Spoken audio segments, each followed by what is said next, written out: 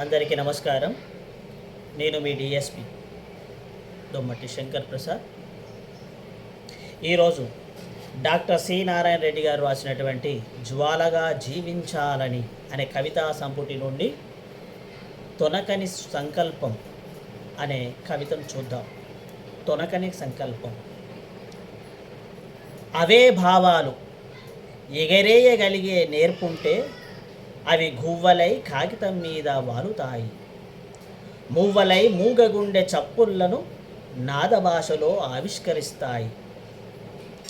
ఎప్పుడూ పొడిచే పొద్దే చూసే నేత్రం చిత్రించుకున్న దృక్కోణాలను బట్టి కుంకుమ తిలకంగానో స్వర్ణ కలశంగానో రక్తపిండంగానో రూపుదిద్దుకుంటుంది.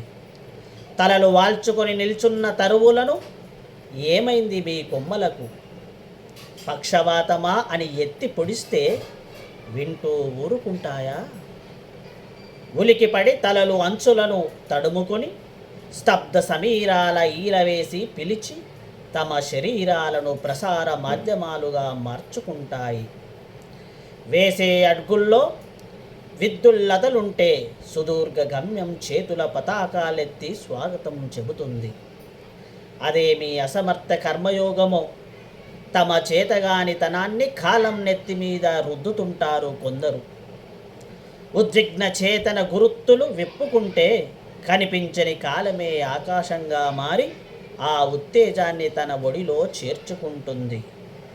జీవితమన్నప్పుడు ఎదురుగాడుపులు, ఎదురీతలు, ఎదురు దెబ్బలు ఎలాగూ ఉంటాయి.